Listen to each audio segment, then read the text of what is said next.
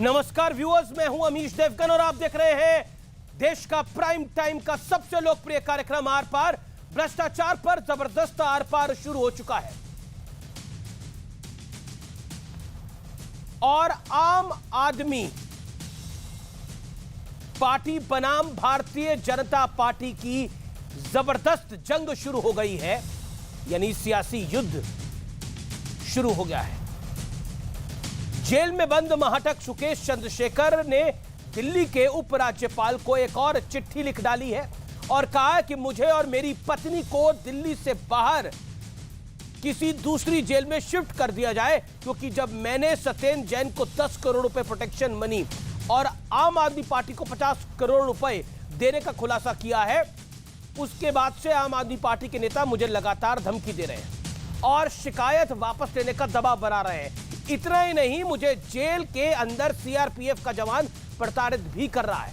और दूसरी तरफ आम आदमी पार्टी ने भी अब बड़ा मोर्चा खोल दिया है।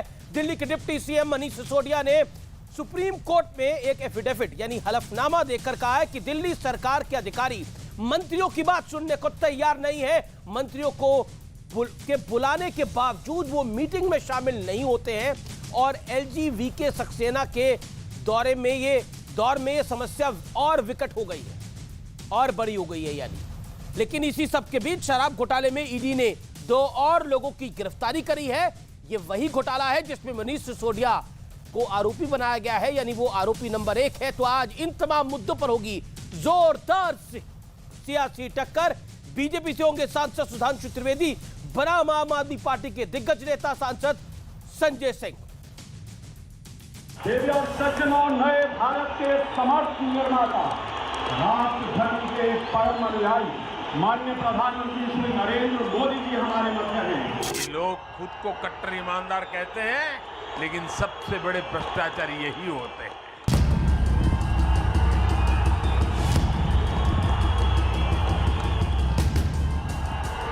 इस बार डबल इंजन की सरकार नहीं चाहिए, नए इंजन की सरकार चाहिए।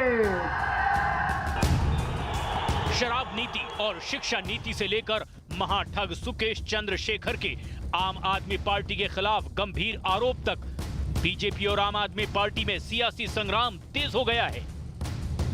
इस समय दिल्ली में एक ऐसी सरकार है जिसके लिए उसके व्यभिचार और उसके द्वारा किए गए लूट की नई नई कहानियां आ रही हैं। ऐसा भ्रष्टाचार का आरोप लगा है जो सीधे अरविंद केजरीवाल जी पर लग रहा है।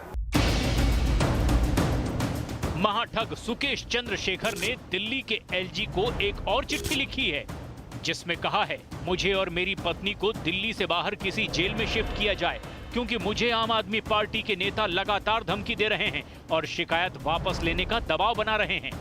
मुझे जेल के अंदर CRPF के जवान प्रताड़ित भी कर रहे हैं। आम आदमी पार्टी दिल्ली में तो बड़े बड़े घोटाले कर ही रही है और जेल के अंदर भी घोटाले कर रही है। ये पहली पार्टी है जो कैदी से भी वसूल लेती है। सुकेश ने सत्येंद्र जैन पर प्रोटेक्शन मनी के तौर पर 10 करोड़ वसूलने का आरोप लगाया है।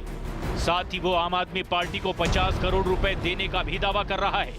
दूसरी तरफ गुजरात और हिमाचल के बाद MCD चुनाव का सियासी मोर्चा भी खुल गया है। पिछले 15 साल में भारतीय जनता पार्टी ने दिल्ली नगर निगम को बर्बाद कर दिया है और दिल्ली को बर्बाद कर दिया है। इसी बीच दिल्ली के उप मुख्यमंत्री मनीष सिसोदिया ने सुप्रीम कोर्ट में हलफनामा देकर कहा है कि दिल्ली सरकार के अधिकारी मंत्रियों के आदेश की अवहेलना कर रहे हैं। मंत्रियों के बुलाने के बावजूद वो बैठकों में शामिल नहीं हो रहे हैं। LG-VK सक्सेना की नियुक्ति के साथ समस्या विकट हो गई है। तो आज इन तमाम मुद्दों पर होगी देश की सबसे बड़ी राजनीतिक बहस, चुनावी उफान, सियासी तूफान। और अब वक्त है आर पार के सुप्रसिद्ध विश्लेषण का। चुनावी उफान में सियासी तूफान वाला विश्लेषण जरूर देखिए। पहला मोर्चा, सुकेश चंद्रशेखर LG को चिट्ठी लिखकर कहा, मुझे दिल्ली से बाहर किसी और जेल में आप भेजिए, क्योंकि वसूली कांड में खुलासा करने के बाद आपके नेता मेरे पीछे पड़ गए हैं। दूसरा मोर्चा, आइए उसका रुख कर लेते हैं। स्क्रीन पर आएगा दूसरा मोर्चा है मनीष सिसोदिया। सुप्रीम कोर्ट में हलफनामा देकर कहा कि अफसर हमारी अब सुनते नहीं है, हमें काम नहीं करने देते। नए एलजी यानी वीके सक्सेना की नियुक्ति के बाद यह समस्या और विकराल हो गई है और बड़ी हो गई है। अगला मोर्चा, जो तीसरा मोर्चा है, वो कौन सा है आपको दिखाते हैं। वो है शराब घोटाला। ईडी का बड़ा एक्शन करते हुए 2 और लोगों को अरेस्ट कर लिया है, गिरफ्तार कर लिया है। यह तीसरा मोर्चा है। और इसी घोटाले में डिप्टी सीएम मनीष सिसोदिया आरोपी नंबर 1 बनाए गए हैं। ये वही पूरा मामला है। मैं बढ़ता हूं आगे, बढ़ता हूं चौथे मोर्चे की तरफ। सिसोदिया बोले 15 साल में बीजेपी ने दिल्ली को बर्बाद कर दिया है। ये एमसीडी चुनाव का मोर्चा है और मनीष सिसोदिया इसको लेकर बड़े एग्रेसिव हैं, आपको मैं बता दूं। और खास तौर पर अगर हम एमसीडी चुनाव की बात करें तो बीते 15 साल में बीजेपी का ही राज रहा है। बड़ा सवाल चुनावी साल है क्या, इसलिए भ्रष्टाचार पर बवाल है। और पहला मोर्चा है गुजरात। गुजरात भी बड़ा इंपॉर्टेंट मोर्चा है क्योंकि गुजरात में भी आम आदमी पार्टी चुनावी ताल ठोक रही है। मेरे साथ बात करने के लिए आज 2 दिग्गज नेता जुड़ रहे हैं, दोनों का अभिनंदन है। संजय सिंह है, आम आदमी पार्टी के सांसद हैं, लोकप्रिय नेता हैं। डॉक्टर सुधांशु त्रिवेदी हैं, लोकप्रिय प्रवक्ता हैं और अपनी पार्टी के राज्यसभा सांसद हैं और गुजरात के मीडिया प्रभारी भी है भारतीय जनता पार्टी के। आप दोनों का अभिनंदन है इस चर्चा के अंदर। इस दौर में मैं आप दोनों को शुरुआत में 60-60 सेकंड देता हूं अपनी बात को रखने के लिए। आखिर ऐसा क्या हो गया है संजय सिंह जी कि सिसोदिया साहब को चिट्ठी लिखनी, एफिडेविट देना पड़ा कि उनको काम नहीं किया देना जा रहा। बीजेपी कह रही है कि एक बार फिर बहाना बना रहे हैं, बहाने के उस्ताद हो गई है आम आदमी पार्टी। देखिए अमीश जी, कई तरह की बीमारी फैली हुई है समाज में। कई बार वायरल फीवर हो जाता है, डेंगू हो जाता है। मैं ईश्वर से प्रार्थना करता हूं कि इस प्रकार की कोई बीमारी हमारे एलजी साहब को ना हो। लेकिन हमारे एलजी साहब को एक बीमारी हो गई है, छपास बीमारी। और उस छपास बीमारी के कारण उनको बेचारों को करना क्या पड़ता है कि अनाप शनाप बेबुनियाद झूठे और फर्जी आरोप लगा के हर दिन एक लेटर लिखना पड़ता है और उस लेटर की बुनियाद पर वो हर दिन एक्सपोज होते हैं जनता के सामने। और अब पूरी दिल्ली और देश की जनता ये मानने लगी है कि भारतीय जनता पार्टी के दफ्तर से एलजी साहब को जो स्क्रिप्ट जाती है उसी के आधार पर वो काम करते हैं। और इसी के कारण जब एलजी पूरी तरह से हर कार्य को बाधित करने में लग जाएंगे तो जो उनके अधीन काम, आप जानते हैं सर्विसेज उनके पास है, उनके अधीन काम करने वाले कर्मचारी हैं, वो स्वास्थ्य के मसले पर, इन्वायरमेंट के मसले पर, शिक्षा के मसले पर, तमाम गंभीर मुद्दों पर जो बैठकें बुलाई जाती हैं हमारे उप मुख्यमंत्री, मुख्यमंत्री या मंत्रियों के द्वारा, उसमें शामिल नहीं होते, उसमें सहयोग नहीं करते। और दिल्ली की व्यवस्था को बिल्कुल बर्बाद करने पर अगर कोई लगा है तो भारतीय जनता पार्टी, एलजी उसका मुखौटा है। और एलजी साहब हमारे छपास की बीमारी से पीड़ित ठीक है। आपने उस बड़ा बीमारी गंभीर से आरोप उनको लगा कब दिया है। और कैसे आपने निजात मिलेगी ये तो बीजेपी ही बता सकती है। आपने 60 सेकंड से एग्जैक्टली डबल टाइम लिया, लेकिन आपने बड़ा गंभीर आरोप लगाया। आपने बोला छपास की बीमारी है और दिल्ली को बर्बाद करना चाहते हैं, दिल्ली को बर्बाद करना चाहते हैं। दूसरी तरफ डॉक्टर सुधांशु त्रिवेदी का मैं रुख करता हूं। डॉक्टर सुधांशु त्रिवेदी, एलजी साहब जो है, वीके सक्सेना जो है, वो आपके इशारे पे काम करते हैं, दिल्ली को बर्बाद करना चाहते हैं और उनको छपास की बीमारी है। ये आरोप है आम आदमी पार्टी के सांसद का। क्या आपको लगता है कि ये बहाना है या फिर आपको लगता है इसमें कुछ बड़ी गंभीरता की बात है, क्योंकि चुनी हुई सरकार है आम आदमी पार्टी की? देखिए सबसे पहले जो पार्टी छपास की बात कहती है, सबसे ज्यादा छपास तो वो करती है। यदि आम आदमी पार्टी से पूछा जाए कि जब कोरोना की सेकेंड वेव चल रही थी और उस जमाने में जब ऑक्सीजन की किल्लत थी, तो इनसे पूछा जाए कितने करोड़ रुपए ऑक्सीजन के लिए व्यय किए और कितने करोड़ रुपए उस दरमियान में प्रचार के लिए व्यय किए, तो आरटीआई से वो जानकारी है कि छपास की बीमारी किसको सबसे ज्यादा है।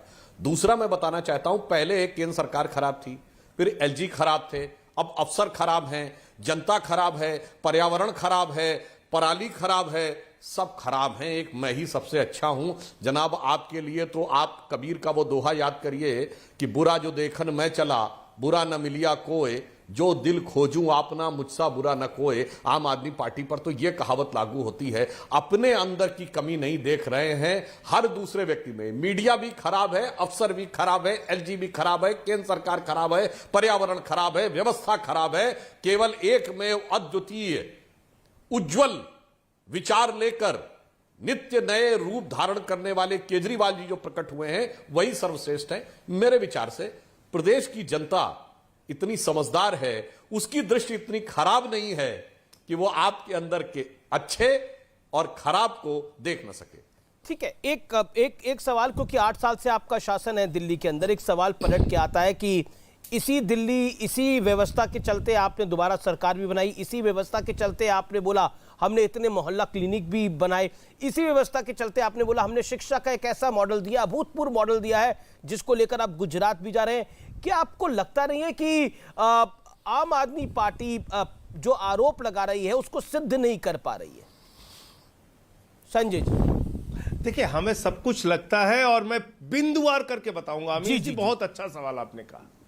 8 साल से हम लोगों का राज है और 8 साल में हमने शिक्षा पे, स्वास्थ्य पे, बिजली पे, पानी पे, सड़क पे, बिजली पे, फ्लाईओवर पे अनुकरणीय काम करके दिखाया। और महंगाई का सबसे कम असर अगर किसी राज्य में है, महंगाई की दर अगर सबसे कम किसी राज्य में है तो अरविंद केजरीवाल के दिल्ली राज्य में है, जहां पर वो मुख्यमंत्री के तौर पे यहां की जनता को राहत देते हैं और महंगाई से बचाते हैं।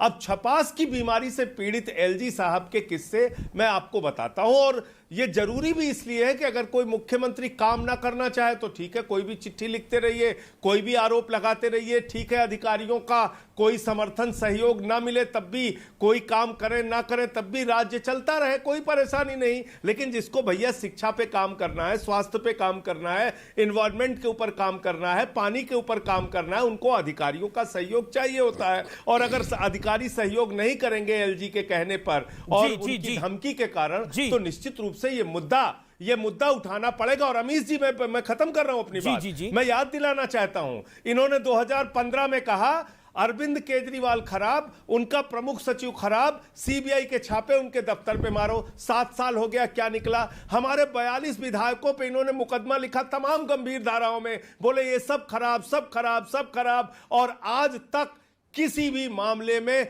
मुझे बता दीजिए क्या निकलकर आपके सामने आया? कई मामलों में कोर्ट से फटकार लगी, इनको डांटा गया दिल्ली पुलिस को जो इनके अधीन है, कहा गया क्या निकला बताओ?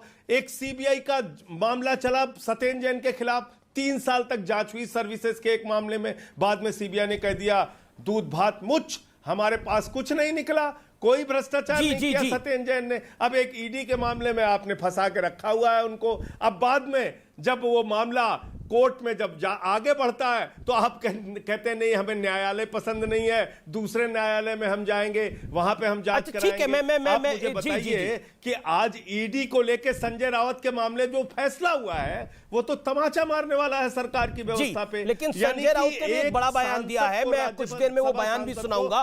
ठीक है, जवाब ले लेते हैं। 100 दिन तक जबरदस्ती गिरफ्तार करके रख दिया गया। जी सुधांशु त्रिवेदी, आप बताइए, कहते हैं कि आप जबरदस्ती वाला काम कर लेते हैं, आप जबरदस्ती वाला काम कर लेते हैं और अफसरों को उनके साथ नहीं सटने दे रहे, काम नहीं करने दे रहे हैं।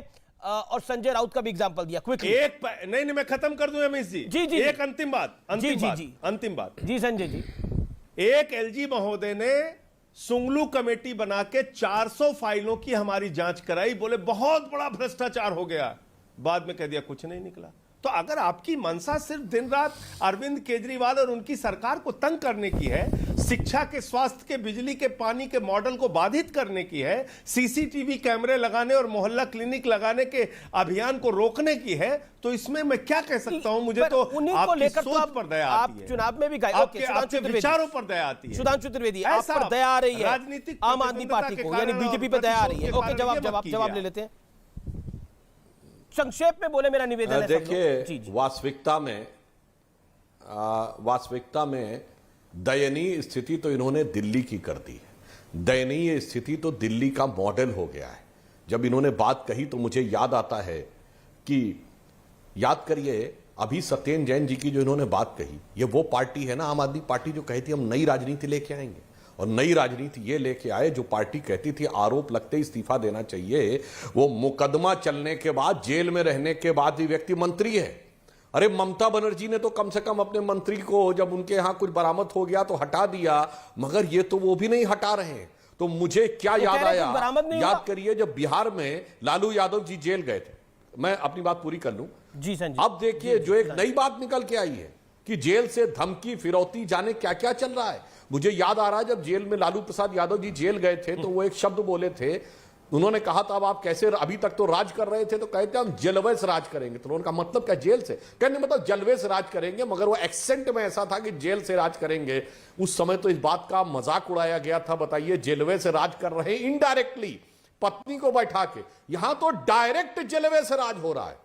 और इससे ज्यादा मुझे आश्चर्य तब हो रहा है जब राजद के शासनकाल में बिहार में और सपा के शासनकाल में उत्तर प्रदेश में यह बातें सुनने में आती थी कि जेल से कोई फिरौती दे रहा है, जेल से कोई धमकी दे रहा है, जेल के अंदर बैठ के कोई सुविधा दिलाने की बात कर रहा है। आज इस प्रकार की बातें आने लगी कि धमकी, फिरौती, सुविधाएं, ये दिल्ली का मॉडल ये कहां पहुंचा दिया। वो यही मॉडल लेके तो दिल्ली वो कह रहे हैं कि हमारा मॉडल तो गुजरात में भी हिट होगा।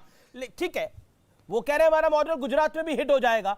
यही तो मैं कह रहा हूं, दिल्ली को दयनीय स्थिति में पहुंचा दिया। जी ओके, संजय सिंह संक्षेप में परिस्थिति पे आ रही है आम आदमी पार्टी। जी सुधांशु जी, संजय जी संक्षेप में आपने दिल्ली को दयनीय स्थिति में पहुंचा दिया है।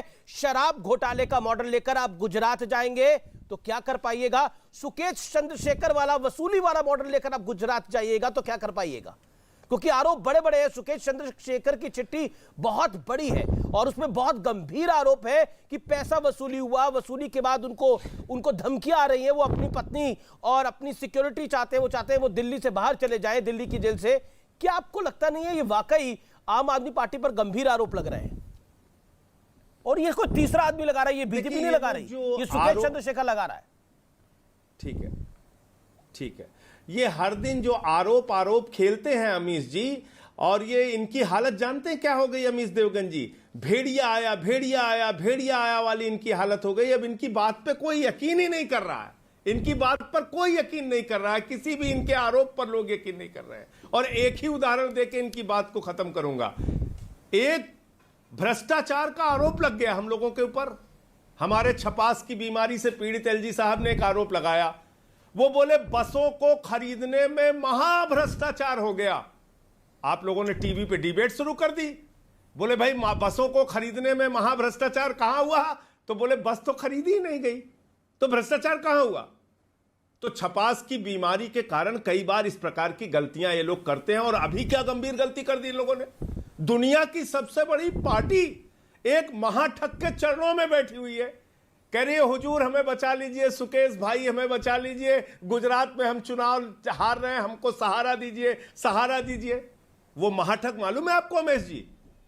देश के गृह मंत्री के नाम पर 230 करोड़ रुपए का घोटाला करता है। वो महाठग 230 करोड़ रुपए की ठगी किसके नाम पे करता है? भारत के गृह मंत्री अमित शाह जी और उनके मंत्रालय और उनके अधिकारियों के नाम पे, भारत के कानून मंत्रालय के नाम पे चिट्ठी लिखी है। बीजेपी कह रही है उस महाठग को ठग लिया आम आदमी पार्टी ने। उस ठगी कर, अरे भाई उस ठगी करने वालों के चरणों में लोग बैठे हुए हैं, ये ठगी करने वालों के चरणों में बैठे हुए हैं। आप कह रहे मतलब अगर दाऊद इब्राहिम कोई आरोप लगाए, ओसामा बिन कोई आरोप इनकी हालत ये हो गई है कि ओसामा बिन लादेन अगर कोई आरोप लगाए, कोई आरोप अबू सलेम लगाए, कोई आरोप नटवर लाल लगाए ऊपर से आसमान से, तो उसको लेके मुद्दा बना देंगे, चिट्ठी जारी कर देंगे। इनकी तो हालत ये हो गई, मुझे तो दया आ रही है। प्रशासन ने सबसे बड़ी पार्टी एक महाठग के चरणों में। तिहाड़ जेल पे बड़ी कार्रवाई भी हुई है, वहां के जेलर को भी शिफ्ट तो 230 करोड़ रुपए गृह मंत्री जी के नाम पे जो लिया सुधांशु त्रिवेदी, किसको कोई भी नटवर लाल आरोप लगाएगा, इन्होंने तो बड़े बड़े नाम लिए, उसका जवाब सुधांशु त्रिवेदी। किसको मिला? ठीक है सुधांशु त्रिवेदी, जवाब। कोई भी नटवर लाल आरोप लगाएगा तो आप राजनीति करेंगे, आप चरणों में बैठे हुए हैं उसके। नहीं, ये आम आदमी पार्टी का आरोप। ये कहते हुए भूल जाते हैं, अरे भाई नटवर लाल तो छोड़िए, आप तो आतंकवाद के आरोपियों द्वारा लगाए गए आरोपों को सत्य मानते थे। बटाला हाउस इनकाउंटर तो दिल्ली का किस्सा है, जहां पे कि पुलिस और प्रशासन ये कहता है कि वो आतंकवादी थे, आप लोग लगता नहीं आतंकवादी नहीं थे। आतंकवाद का आरोपी जो कहे वो सच है। जनाब जो कुछ हुआ है दिल्ली में सुकेश चंद्रशेखर की चिट्ठी के बाद, तो मुझे वो मसल याद आती है अमीश जी, ऐसा कोई बचा नहीं जिसको मैंने ठगा नहीं। ये केजरीवाल जी के ऊपर लागू होता है, और दिल्ली की जनता को छोड़िए, महाठग भी बचा नहीं। बताइए महाठग को ठग लेने की क्षमता रखने वाली यह अद्भुत पार्टी है जिसने किस किस प्रकार के मायावी रूप धारण करके दिल्ली की जनता को ठगा, अब ये सुकेश को भी ठगने में सफल हो गए और धमकाने में भी सफल हो गए। देख, सब अपराधी को धमका ले जाते हैं। अभी तक तो पहले हम लोग यही सुने थे कि भाई इनके चीफ सेक्रेटरी ने आरोप लगाया था कि मुख्यमंत्री आवास से बुला के उनके साथ मैन हैंडलिंग की गई, उनके साथ बदतमीजी की गई।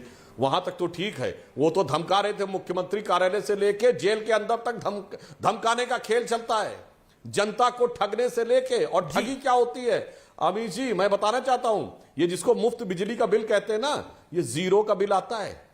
ये जीरो का बिल हकीकत में तो बिजली का बिल आना चाहिए था, उसका पैसा पे होना चाहिए था, पर ये जीरो बिजली का बिल आता है और फिर वो कंपनी के अकाउंट में आपके नाम की पर्ची कट के कितना चला जाता है आपको पता ही नहीं लगता है। ये तो ऐसी बढ़िया ठगी की व्यवस्था है। शराब में आप देखिए ऐसी बढ़िया ठगी की व्यवस्था कि 18% सॉरी बिजली में लेट फी का टैक्स वसूला जाता है और सरकार को 12% दिया जाता है। शराब में जो हुआ, इतनी शराब बिक गई और राजस्व घट गया। ठीक है, जवाब बताया जाए, बिजली हो या शराब घोटाले पर आते हैं या स्वास्थ्य का मामला, जी दिल्ली की जनता अपने को ठगा हुआ महसूस कर रही है। ठीक है, आपने एक लगातार बीजेपी कह रही है कि शराब का घोटाला हुआ है और इस शराब घोटाले को लेकर ही आम आदमी पार्टी फंसी हुई है, इसलिए तिल मिलाई हुई है, इसीलिए आम आदमी पार्टी जो है वो बार बार बहाने खोज रही है। आज भी गिरफ्तारियां हुई है खासतौर पर शराब घोटाले के अंदर, इसको आप कैसे देखते हैं? क्योंकि ईडी का बड़ा एक्शन हुआ है, 2 कारोबारियों को अरेस्ट कर लिया है। क्या आपको लगता है कि वाकई ये मामला सनसनीखेज है और भारतीय जनता पार्टी इसको कैश करने की पॉलिटिकली कोशिश कर रही है एमसीडी चुनावों से पहले? Your take Sanjay Singh. देखिए अमीश जी, मैं फिर कह रहा हूं, दुनिया की सबसे बड़ी पार्टी पे मुझे दया आ रही है कि एक महाठग के चरणों में बैठी हुई है। लेकिन अभी सुकेश की जो चिट्ठी आई है उसको राजा सत्यवादी हरीशचंद्र की संज्ञा दे रहे हमारे मित्र डॉक्टर सुधांशु त्रिवेदी जी से मैं कहना चाहता हूं कि आज आप मान लीजिए कि उसकी बातें सच है, तो आप मुझे बताइए कि 230 करोड़ रुपए जो अमित शाह जी के नाम पे, गृह मंत्री जी के नाम पे ठगी की गई, उनके मंत्रालय के नाम पे, कानून मंत्रालय के नाम पे ठगी गई, वो पैसा कहां है? उसका हिस्सा जवाब लेते हैं। ओके सुधांशु, जवाब। इस महाठग से आपका क्या गठबंधन है? एक सेकंड अमीश जी, मैं पूरा कर लूं। जी। इस महाठग से आपका क्या गठबंधन है कि वो एलजी को चिट्ठी लिख रहा है, हमारी जान को खतरा है, दूसरे राज्य में भेज लीजिए, हमें वहां पर ठगी करनी है। अरे भाई, दूसरे राज्य में क्यों भेजोगे?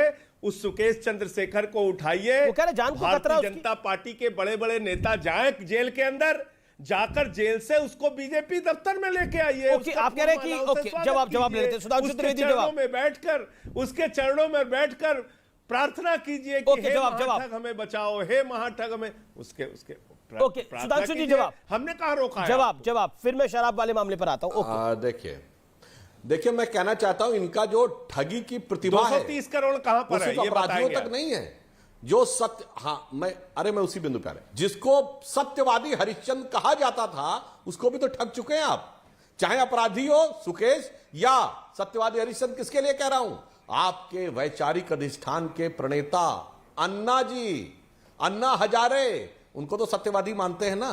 वो चिट्ठी लिख चुके हैं केजरीवाल जी को और चिट्ठी का भाव साफ है कि आपने उनके विचारों का, उनकी आंदोलन को ठग लिया। ये तो सत्यवादी से लेके अपराधी तक आपकी ठगी की कहानी बता रहे हैं। और फिर इतना ही नहीं जनाब, आपके साथी तक बताते हैं। प्रशांत भूषण से पूछिए, तो शांति भूषण से पूछिए, तो योगेंद्र यादव से पूछिए, तो किरण बेदी से पूछिए और कुमार विश्वास से पूछिए। एक आम आदमी पार्टी का सुधांशु त्रिवेदी, एक आम आदमी पार्टी का लगातार आरोप है कि गुजरात की लड़ाई दिल्ली के मुद्दे उठाकर लड़ी जा रही है। गुजरात की लड़ाई में शराब नीति को ढाल बनाया जा रहा है, गुजरात की लड़ाई में सुकेश चंद्रशेखर को ढाल बनाया जा रहा है। 30 सेकंड में इसका जवाब। आम आदमी पार्टी का यह आरोप है, फिर मैं संजय सिंह के पास जाता हूं। देखिए 30 सेकंड। मैं यह बात बिल्कुल गंभीरता से कहता हूं, गुजरात की लड़ाई गुजरात के मुद्दे पे होनी चाहिए। पर जो पार्टी ये कहती है कि गुजरात की लड़ाई दिल्ली के मॉडल पे लड़ी जा रही है, जी, तो फिर दिल्ली के मॉडल पे चर्चा क्यों नहीं होगी?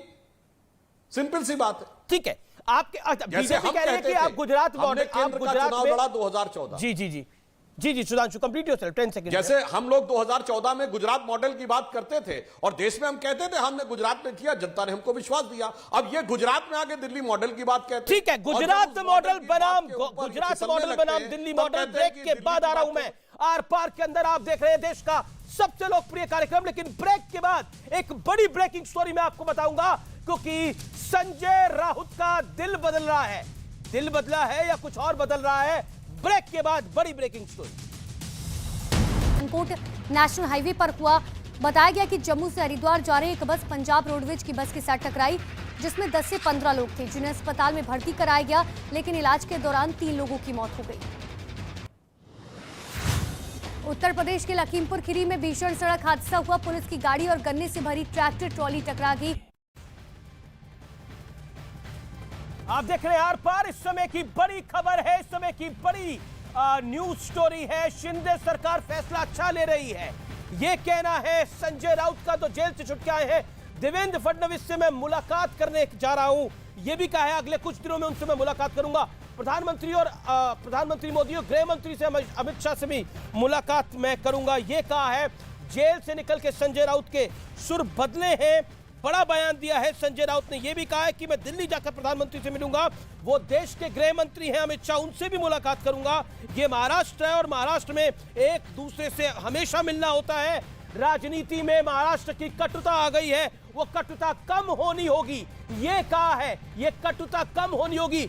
बड़ी स्टेटमेंट है संजय राउत की। महाराष्ट्र की राजनीति में इस स्टेटमेंट को बहुत बड़े तरीके से आंका जा रहा है। देखते हैं संजय राउत ने क्या बोला है। महाराष्ट्र में देवेंद्र फडणवीस जी ने कुछ निर्णय अच्छे लिए हैं। मैं 2-4 दिन में राज्य के उप मुख्यमंत्री देवेंद्र फडणवीस जी को भी मिल रहा हूं। मैं दिल्ली में जाकर प्रधानमंत्री से मिलूंगा और अमित शाह साहब से मिलूंगा, गृह मंत्री है देश के। ये महाराष्ट्र है, महाराष्ट्र में एक दूसरे से मिलना ये हमेशा होता है। जो कटुता है हमारे महाराष्ट्र में बढ़ गई, वो कम होनी चाहिए। जो कटुता है वो कम होनी चाहिए। संजय सिंह आम आदमी पार्टी के सांसद मेरे साथ हैं, सुधांशु त्रिवेदी भारतीय जनता पार्टी के सांसद और प्रवक्ता मेरे साथ हैं। संजय सिंह, मैं आपका रुख करता हूं। कटुता कम करने की बात कर रहे हैं संजय राउत, और संजय सिंह जी, आप कटुता को कम कर रहे हैं या आप कटुता को बढ़ा रहे हैं? सुर बदल गए हैं। देखिए, मैं कहता हूं कोई भी व्यक्ति होगा वो यही कहेगा, कोई भी समझदार आदमी होगा वो यही कहेगा कि भाई कटुता कम होनी चाहिए। कटुता कौन सी अच्छी चीज है जो बढ़नी चाहिए? सही बात है। लेकिन इसी स्टेटमेंट में जब आप पहले सुनेंगे, मैंने पूरा बयान सुना उनका, इसी स्टेटमेंट में उन्होंने बोला कि भाई इतना पॉलिटिकल वेंडेटा बढ़ गया है, इतना राजनीतिक विद्वेष के कारण कार्रवाइयां हो रही हैं, जितना आजादी के बाद से लेकर आज तक कभी नहीं हुआ, जितना अंग्रेजों के शासन में भी नहीं हुआ। आप बताइए, एक राज्यसभा सांसद को, संजय राउत जी को आपने 100 दिन जेल में सड़ा दिया और जमानत मिल रही है, तो लिखा जा रहा है जज के द्वारा कि उनको अवैध रूप से गिरफ्तार किया गया था। और कौन यह काम कर रहा है? भारतीय जनता पार्टी की सबसे प्रिय संस्था ईडी, जो 8 वर्षों में 3000 छापे मारती है और जिसका भ्रष्टाचार का आरोप है संजय राउत पे, पात्राचौल घोटाले का। ईडी ने दोबारा अप्रोच करा। अगर आप पूरा कन्विक्शन रेट है ईडी का, इंटरेस्टिंग है। जी संजय जी। नहीं, मैं कह रहा हूं कि ईडी का कन्विक्शन रेट जो है वो मात्र 0.5% है। 3000 छापे मारे हैं 8 साल में उन्होंने। तो आप अगर मोदी जी के जीवन की उपलब्धि और भारतीय जनता पार्टी के जीवन की उपलब्धि यही मानते हैं कि विपक्ष के लोगों को गिरफ्तार करो, उनको जेल में डालो, उन पे फर्जी मुकदमे लगाओ, उनको डराओ, विधायक को तोड़ो, मंत्रियों को तोड़ो, अगर आपकी पार्टी की सबसे बड़ी उपलब्धि और आपकी सरकार की सबसे बड़ी उपलब्धि आप यही मानते हैं, तो आप कीजिए। बाकी कोई भी समझदार आदमी होगा तो वो कहेगा राजनीतिक कटुता कम होनी चाहिए, अच्छी बात है। भारत के स्वस्थ लोकतंत्र तो तारीफ भी कर रहे हैं सीएम और डिप्टी सीएम, ठीक है। कटुता बढ़ाता कौन? सुधांशु त्रिवेदी देवेंद्र फडणवीस ने भी कुछ दिन पहले बोला था कि महाराष्ट्र की राजनीति में जो कटुता आ गई है उसको मैं स्वयं कम करूंगा। उन्होंने भी बयान दिया था।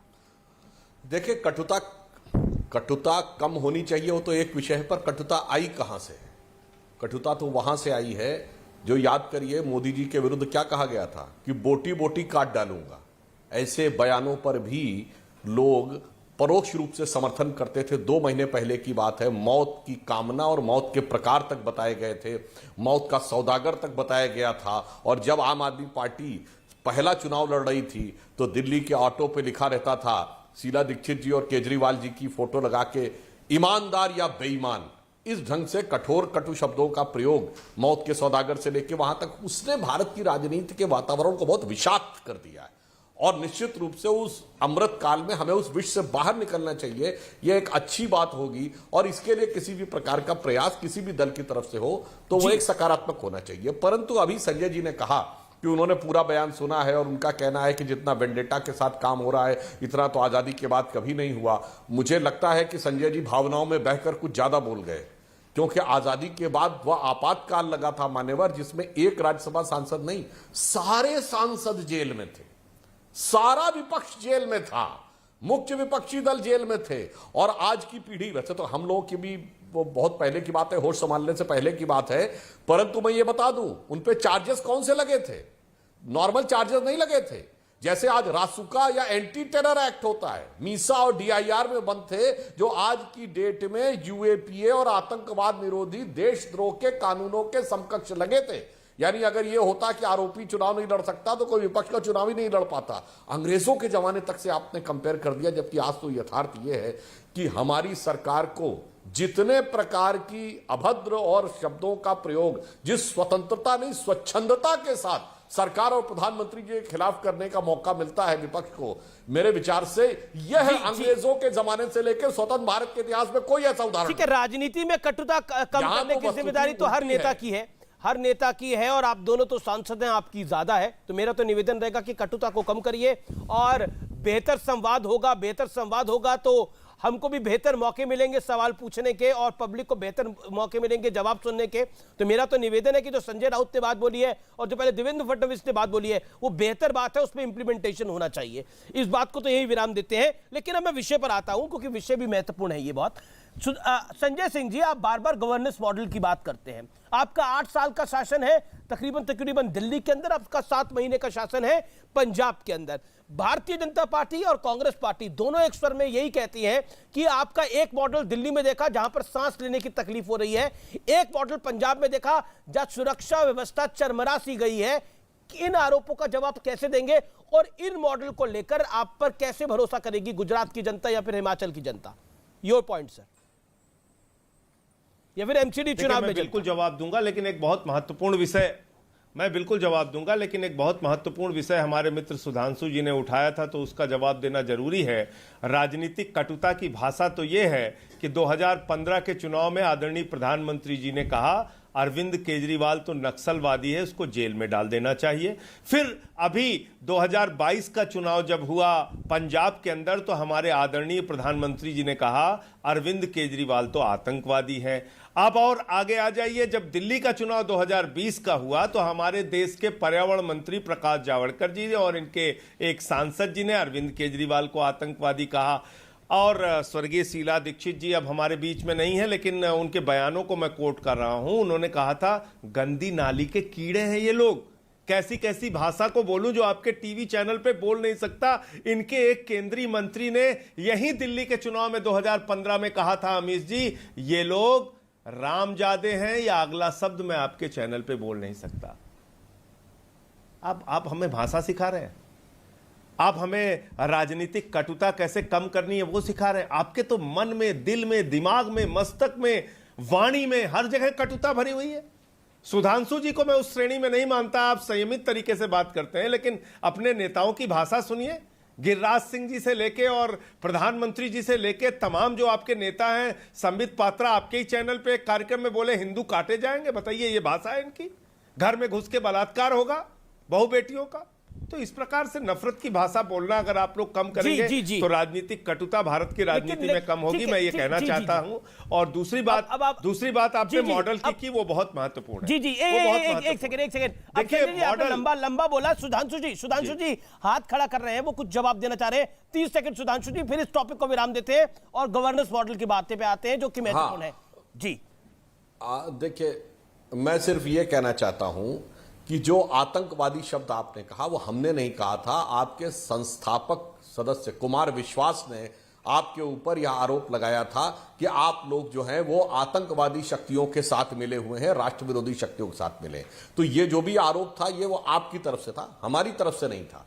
और जहां तक आप ये बात कह रहे हैं कटुता की भाषा का प्रयोग करने का, तो अब हम इसके लिए क्या क्या बातें बोलें आपने एक याद दिलाना चाहता हूं, जब आप लोग एक आंदोलन थे और सरकार में राजनीति में नहीं आए थे तो क्या कहा था? सारी संसद चोर है। बताइए, ये शब्द सौहार्दपूर्ण था, ये मिठास का था, ये कटु था। सारी संसद चोर है। और आज ये ठीक है, लोकसभा में आपके नहीं, राज्यसभा में तो आपके 4-5 सांसद हैं, और आज उसी संसद में आने के लिए तमाम प्रकार के मतलब आपके लोग जतन करने में लगे हैं। लोकसभा में भी आ गए, राज्यसभा में भी आ गए। तो मैं इसीलिए कह रहा हूं, कटुता की भाषा का प्रयोग राजनीति में स्थापित होने के लिए ठीक है, कटुता की अनेक दलों ने किया, सिर्फ इन्होंने नहीं किया। चाहे मुलायम सिंह जी हो, गोली चलवा दूंगा, लालू यादव जी क्या क्या बोले थे, ये बहुत। जी, अब गवर्नेंस मॉडल पे आते हैं। दिल्ली में लोग सांस नहीं ले पाए। दिल्ली के अंदर हमने देखा कोविड के अंदर क्या समस्याएं विकराल हुई, पूरे देश में ही हुई, लेकिन उसके अलावा पंजाब में सुरक्षा व्यवस्था के ऊपर सवाल खड़े हुए हैं। क्या कहना चाहते हैं संजय सिंह जी? दोनों आपकी दोनों जगह सरकारें हैं, देखिए मैं बिल्कुल बताऊंगा आपको। दिल्ली की राज्य और अरविंद केजरीवाल देश के पहले मुख्यमंत्री हैं जिन्होंने 200 यूनिट बिजली फ्री और 400 यूनिट बिजली आधे दाम पर देने का फैसला किया। दिल्ली के मुख्यमंत्री अरविंद केजरीवाल जी ने पानी मुफ्त देने का फैसला किया। दिल्ली के मुख्यमंत्री अरविंद केजरीवाल जी ने माताओं बहनों के लिए बस की फ्री यात्रा की, बुजुर्गों के लिए फ्री तीर्थ यात्रा की, मोहल्ला क्लिनिक बनाए जिसमें 200 तरह की जांच फ्री होती है, दवाएं मुफ्त में मिलती है। दिल्ली के मुख्यमंत्री ने सीसीटीवी कैमरों का जाल बिछवाया दिल्ली के अंदर। ऐसे सरकारी स्कूल केजरीवाल जी और मनीष सिसोदिया जी ने बनाए जिसको अमेरिका के राष्ट्रपति की पत्नी, ट्रंप की पत्नी हिंदुस्तान आती है तो दिल्ली के सरकारी स्कूलों को देखने जाती है। एक नहीं, हजारों काम दिल्ली में करके हमने दिखाया। अब आज बात आ जाती है पर्यावरण के ऊपर। पर्यावरण की एक समस्या ऐसी है जिसको खुद इनके मंत्री आदरणीय नितिन गडकरी जी ने कहा कि इसको राज्यों के साथ, केंद्र सरकार के साथ मिलकर इसका समाधान खोजना होगा। आप बताइए, क्या सिर्फ एकमात्र दिल्ली है जहां पर कि हवा जो है दमघोटू है? क्या हरियाणा के कई शहर, गुड़गांव से लेकर रोहतक से लेकर फरीदाबाद से लेकर कई शहर प्रदूषण की मार नहीं झेल रहे। यहां तक कि अहमदाबाद प्रदूषण की मार झेल रहा है, उत्तर प्रदेश प्रदूषण की मार झेल रहा है, बिहार प्रदूषण की मार झेल रहा है, पंजाब में मात्र 3 शहर हैं जहां पे AQI लेवल हाई है। लेकिन अगर 32 शहरों की सूची निकालेंगे तो दिल्ली एक, पंजाब में पराली जलाई जा रही थी। पंजाब की पराली का धुआं आ रहा था दिल्ली और NCR को जिसने घेर लिया था। आप यूपी में पराली कम जली, हरियाणा में पराली कम जली, पंजाब में पराली डबल जली। केंद्र सरकार, राज्य सरकार अगर आपस में मिलकर इसका समाधान नहीं करेंगे। अरे पूसा इंस्टीट्यूट का केमिकल काम कर रहा है, तो पूसा इंस्टीट्यूट का केमिकल कम से कम एक प्रयास तो किया। एक प्रयास बता दीजिए जो केंद्र सरकार ने किया। ओके, सुधांशु त्रिवेदी, एक प्रयास बता दीजिए। हमारा गवर्नेंस मॉडल में बिजली है, पानी है, समस्याएं है, लेकिन उसके लिए केंद्र जिम्मेदार है। जवाब सुधांशु त्रिवेदी। देखिए, इन्होंने ऐसा मॉडल बनाया, ऐसी मोहल्ला क्लिनिक बनाई जो कोविड में कोई काम नहीं आई। जब बीमारी के समय कोई क्लिनिक काम ना आ सके तो उस क्लिनिक का क्या औचित्य है? और जो इन्होंने बात कही, मानी हुई बात है, मैं कहता हूं, अरे भाई, दिल्ली एक ऐसा प्रदेश है जहां की अनेक व्यवस्थाएं केंद्र सरकार के अधीन है। यहां पर लोगों की अर्निंग कैपेसिटी ज्यादा है, तो मानी हुई बात है, सरकार को टैक्स भी ज्यादा मिलता है। परंतु जब से आप आए, जो आपने कहा था आप पंजाब में आए, तो पंजाब में आने के बाद आपने क्या किया?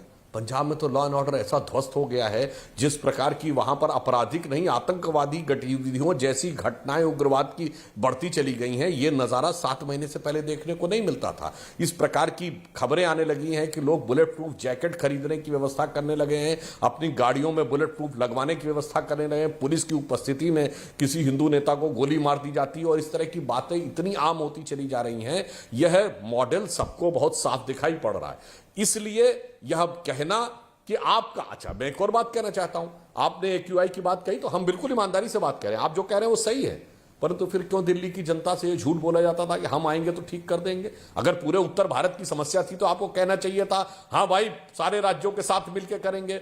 आज आप कहते हैं कि 22 किलोमीटर यमुना दिल्ली में बहती है, आगे पीछे से आता है। तब केजरीवाल जी ने क्यों कहा था कि मैं ऐसी यमुना बना दूंगा कि 5 साल के अंदर आप इसमें नहा सकेंगे, मैं ऐसी यमुना बनाऊंगा?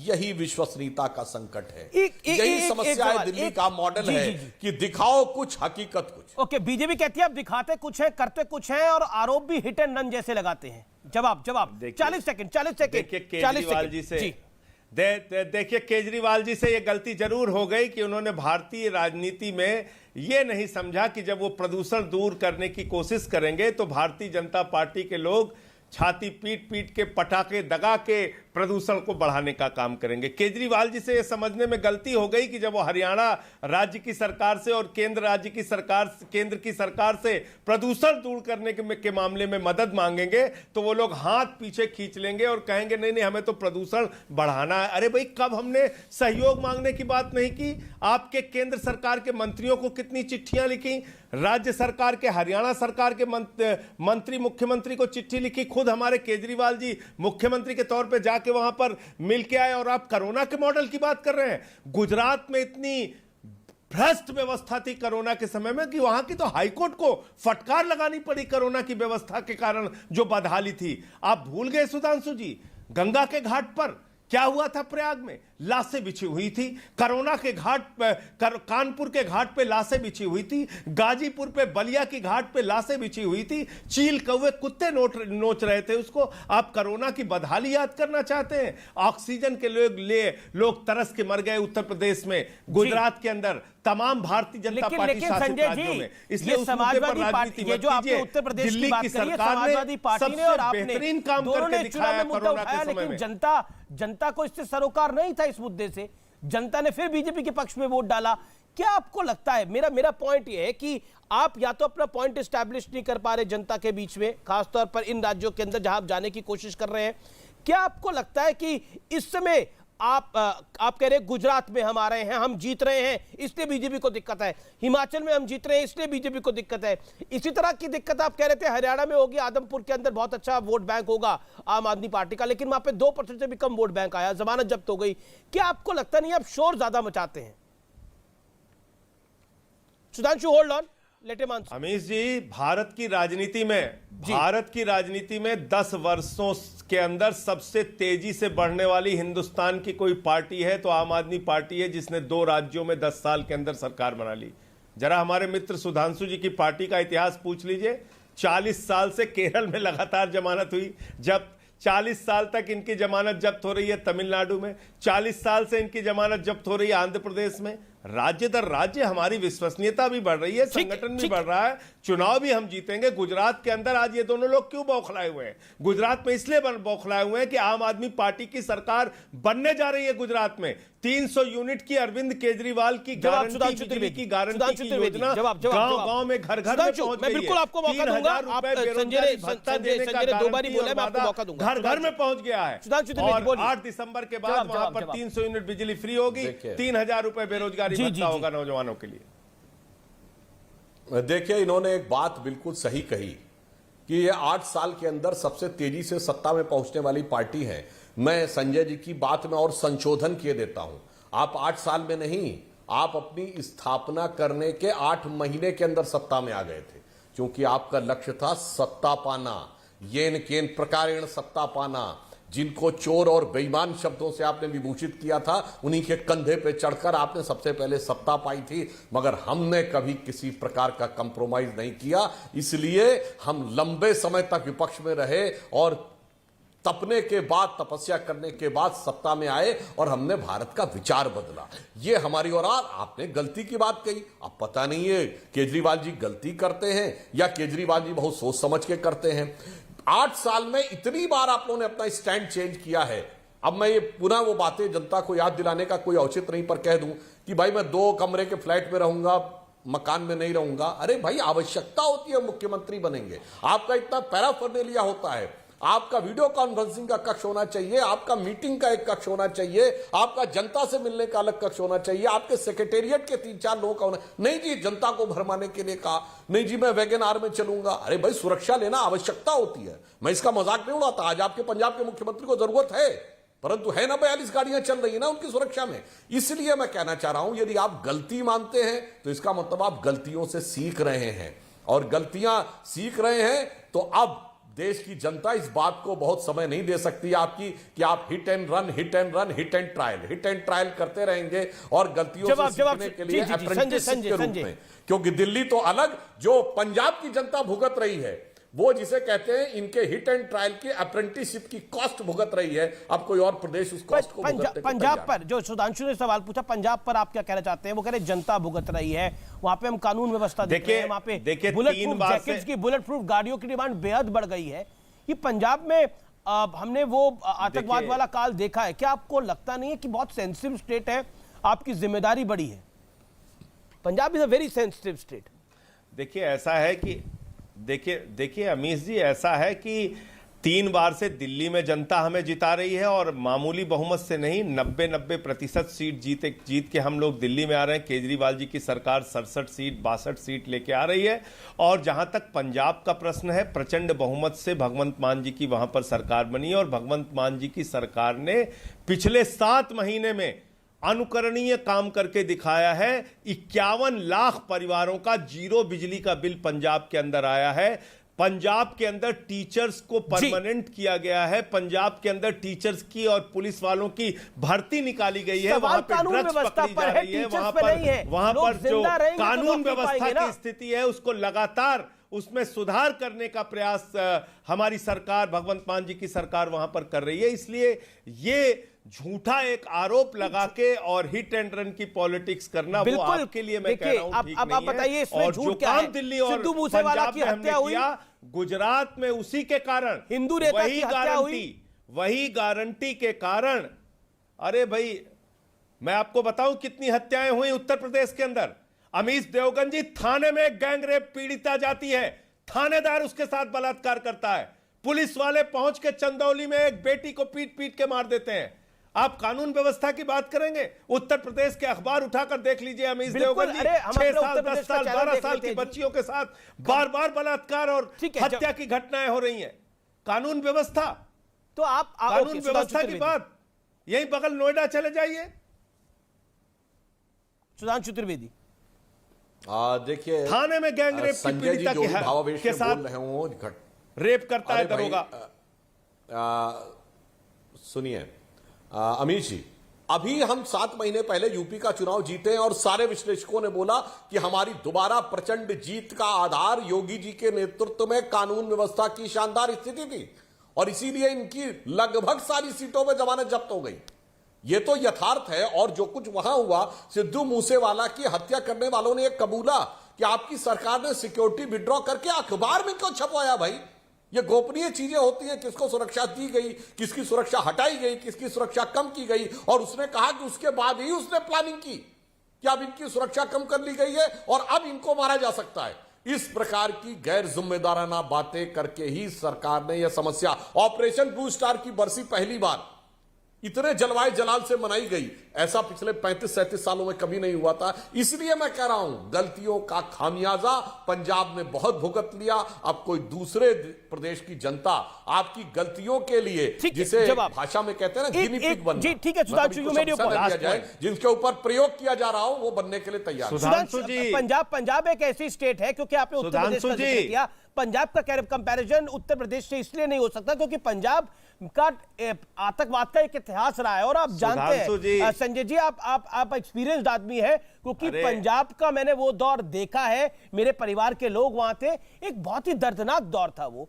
क्या आपको लगता नहीं है कहीं वहां पर लोगों में जो डर है, जो खौफ है, वो बहुत बढ़ गया है? अब इसका जवाब क्या है? पंजाब में वहां के डीजीपी और भगवंत मान जी वहां की कानून व्यवस्था को लगातार चुस्त और दुरुस्त करने के लिए काम कर रहे हैं। आप किस मुंह से बोल रहे हैं जरा मुझे बताइए। देश के गृह राज्य मंत्री की गाड़ी से 5 किसान कुचलकर मार दिए गए, पूरे दुनिया ने उसको देखा, आज तक उनके खिलाफ कोई कार्रवाई नहीं हुई। आप किस मुंह से बोलते हैं? हाथरस कांड के गैंग रेप पीड़ितों को आप प्रताड़ित करते हैं और गैंग रेप करने वालों के साथ खड़े होते हैं। आप किस मुंह से बोल रहे हैं? 8 सिपाही और 1 सीओ कानपुर के अंदर गोलियों से भून के मार दिए गए। आप कानून व्यवस्था की दुहाई दे रहे हैं। जवाब कानून व्यवस्था उत्तर प्रदेश के अंदर एक जिले का आंकड़ा आपके सामने रख सकता हूं।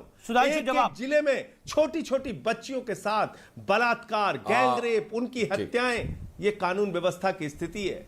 जी जवाब। देखिए मैं जो बताना चाहता हूं, उन्नाव कांड, हाथरस कांड, कानपुर कांड, कितने कांड गिनाऊं आपको? अरे भाई बताना चाह रहा हूं, अरे जनाब, एक तरफ उत्तर प्रदेश में यह स्थिति है कि ये आरोप लगता था कि इनकाउंटर ज्यादा हो रहे हैं, एक स्थिति यह थी, याद करिए, बहुत अच्छी मुझे बात याद आई, ये मुख्तार अंसारी को यूपी से जाकर पंजाब में ही क्यों शरण मिली थी भाई? उसके बाद आपको लगता है कि उत्तर प्रदेश में कानून की व्यवस्था खराब थी?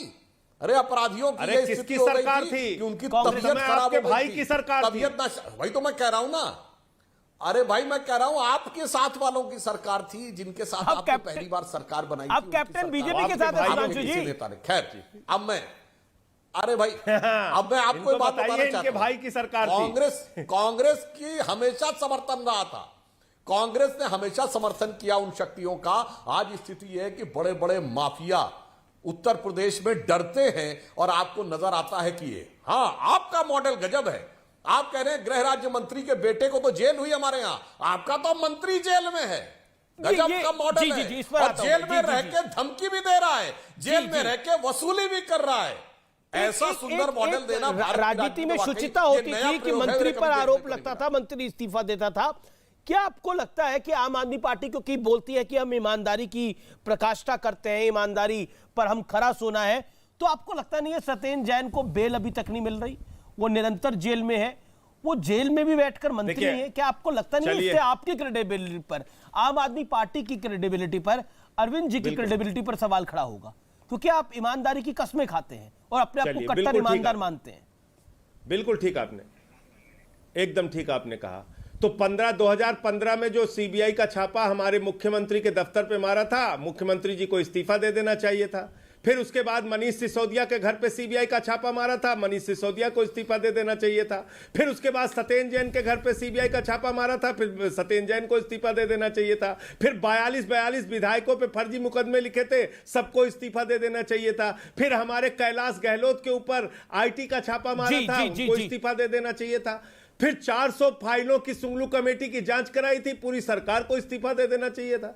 अरे यही तो आप मना रहे हैं, आपके दिल की इच्छा छुपी हुई तो यही है कि एक आम आदमी के घरों से आखिरी दौर है, आखिरी दौर है, आखिरी दौर है, आखिरी दौर है। 10 सेकंड सुधांशु त्रिवेदी, 10 सेकंड, ये लोग राजनीति की सत्ता में आ गए, यही तो बर्दाश्त नहीं कर पा रहे। वो कहते हैं आप जो चाहते हैं वो हम होने नहीं देंगे, वो कहते हैं कि जो आप चाहते हैं वो हम होने नहीं देंगे और अपने लोगों को खोने नहीं देंगे। अमीर जी, जो इन्होंने बोला वो हमारा नहीं, 2013-14 का राजनीति में आने से पहले के केजरीवाल जी के बयान देख लीजिए। आपका यह कहना था कि आरोप लगते इस्तीफा देना चाहिए, इसकी जांच नहीं होनी चाहिए, जांच बाद में होनी चाहिए। और अब आपके बयान को देख के मुझे वो पंक्ति याद आ रही है, देख तेरे संसार की हालत क्या हो गई भगवान, कितना बदल गया इंसान, कितना बदल गया इंसान। Okay, 5 second Sanjay Singh, 5 second. देखो ऐ दीवानो ऐसा काम ना करो, राम का नाम बदनाम ना करो, और राम राम जपना पराया माल अपना। ये काम अब कौन पराया माल अपना कह रहा है, कौन राम राम जप रहा है, ये जनता तय करे। फिलहाल आर पार में इतना ही, लेकिन तैयार है, देश नहीं झुकने देंगे।